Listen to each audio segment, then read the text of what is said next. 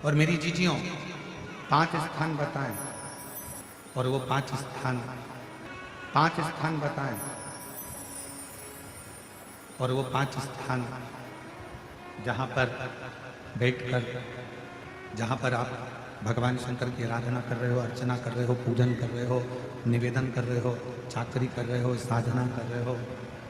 5 स्थान बताओ। उन 5 स्थान पर भले 2 मिनट के लिए आप लोग रहें या 4 मिनट या 5 मिनट के लिए आप लोग रहें, और 4-5 मिनट के लिए भले आप रहें, पर उस 2-5 मिनट में भी आपका ध्यान कितना केंद्रित होना चाहिए वो स्थान बताओ, कितना केंद्रित होना चाहिए। पहला, जिस समय पर तुम्हें समय मिले, तुमको लगे कि अब मेरे को भगवान को दीप लगाना, दिया लगाना, 5 स्थान पर तुम्हारे ध्यान की केंद्रता होना चाहिए। पहले नंबर पर दीप लगाते समय, जिस समय पर भगवान को आप लोग दीपक लगाते हैं, दिया लगाते हैं, किसी से चर्चा मत करो, फालतू की कोई बात नहीं होना चाहिए। दीप लगाना मतलब ज्योति को उत्पन्न करना, और ज्योति को उत्पन्न करना मतलब ज्योतिर्लिंग को प्रकट करना।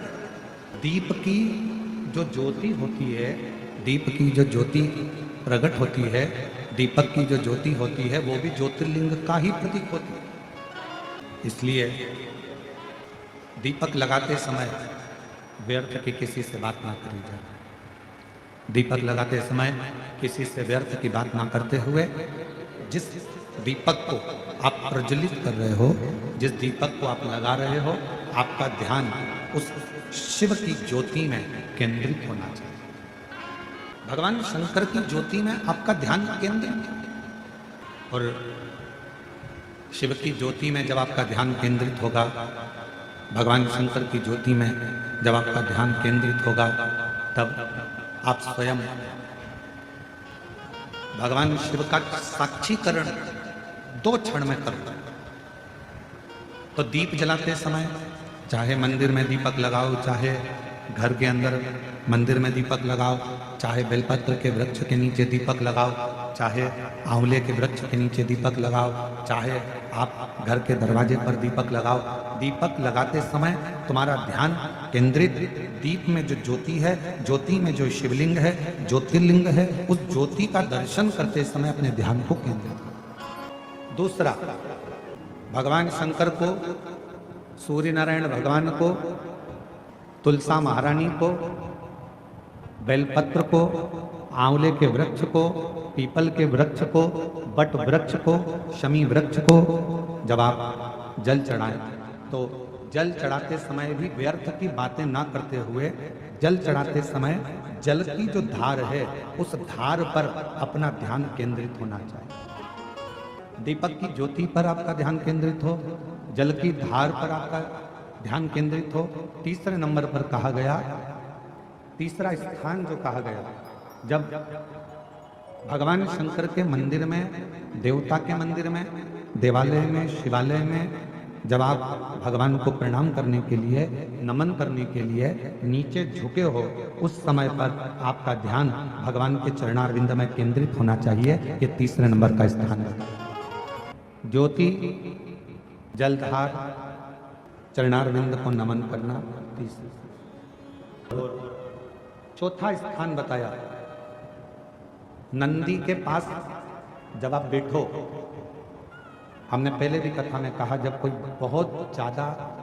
बहुत बड़ा कोई तकलीफ, कोई कष्ट, कोई दुख, कोई परेशानी आपकी जिंदगी में यदि आ गई हो, तो नंदी के पास शंकर जी को जल चढ़ाने के बाद 2 मिनट, 2 क्षण, 1 मिनट, 5 मिनट, जितना मिल जाए, आधा मिनट, 1 सेकंड नंदी के पास बैठना चाहिए। नंदी के, और कौन सा स्थान बताया, तो कहा नंदी का जो पांव, आगे का एक चरण नंदी का उठा हुआ रहता है। दर्शन करें आप लोगों ने, किस किस ने करें, जरा हाथ उठाओ, करें सब लोगों ने। नंदी का आगे का एक पांव उठा हुआ होता है, तो नंदी, जब तुम कोई विषम परिस्थिति में हो, बहुत टेंशन में हो, बहुत तकलीफ में हो, बहुत कष्ट में हो और बहुत ज़्यादा कोई डिप्रेशन में हो, कोई चिंता में हो, कोई बात अगर तकलीफ की है, तो नंदी का जो पाँव उठा हुआ रहता है उस पाँव के पास में थोड़ी देर, नंदी के साइड में थोड़ी देर, 1 सेकंड, आधा सेकंड, आधा मिनट, 1 मिनट, 2 मिनट, 5 मिनट, जितना आप बैठो और थोड़ी देर बैठकर बाबा की ओर ध्यान को केंद्रित करो और अपने मन की बात कह दो। वो चौथा स्थान बताया मन को केंद्रित करने। 5वां स्थान, जब सही मार्ग नहीं मिल रहा हो, कोई सही रास्ता नहीं प्राप्त हो रहा हो, सही मार्ग नहीं मिल रहा हो, तो 5वां स्थान, यदि 5वां स्थान जब सही मार्ग नहीं मिल रहा हो, कोई सही रास्ता नहीं प्राप्त हो रहा हो, सही मार्ग नहीं मिल रहा हो, तो 5वां स्थान,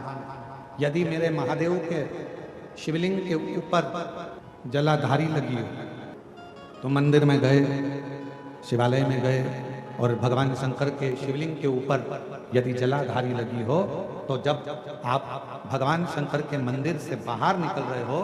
तो बाहर निकलते समय अगर आपको दरवाजे पर खड़े होकर जलाधारी का यदि दर्शन हो जाए, तो 2 क्षण के लिए उसका दर्शन भी केंद्रित कर सकते हो। ये 5 स्थान ऐसे हैं जिन स्थान पर अपने भगवान के चरणारविंद को, भगवान के दर्शन को केंद्रित किया।